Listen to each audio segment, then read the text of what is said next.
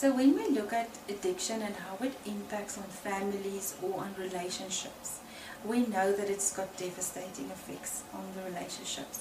And what we do in our programs is that we offer family support groups that the families come to, and we make sure that during those support groups the addict is there with them.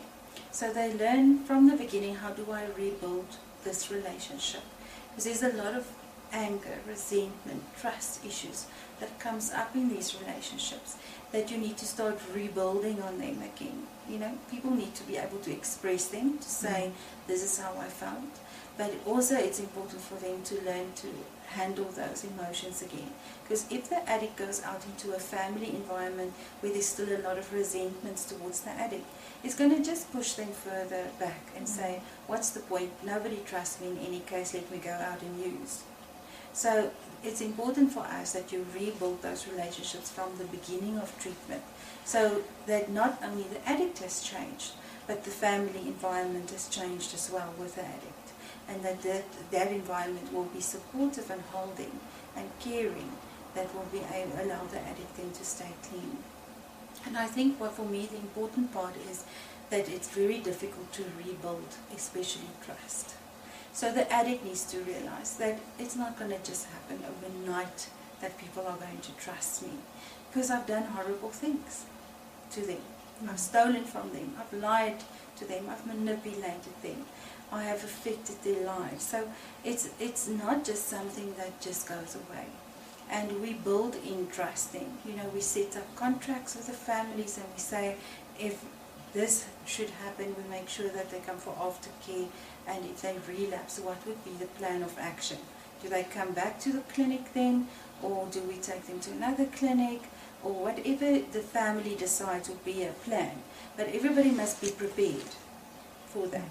And the family needs to know that if I bring my child into rehab, there's no guarantees my child is going to stay clean.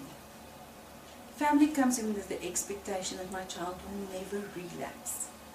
You know, I bring them to you, you're going to take care of my kid, and my child will never go back.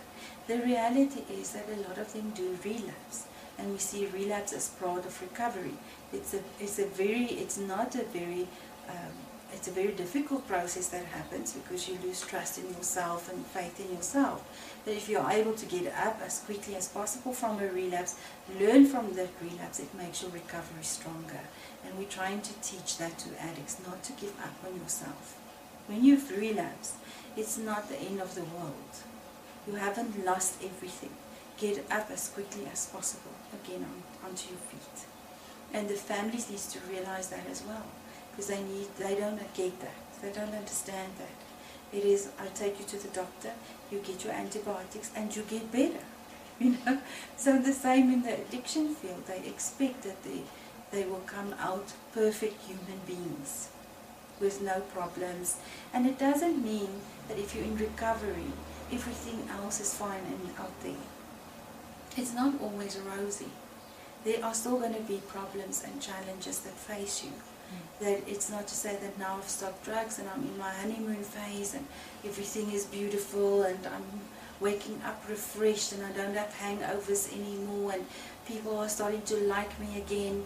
It's not to say that there won't be other problems, like you might get retrenched, you might have an argument with somebody, and that might trigger off a relapse for a person again. So we try and make them resilient to relapses as well. To say that these are your high-risk situations you've got to be careful of. If it happens, this is how you should handle it. That's what we try and do.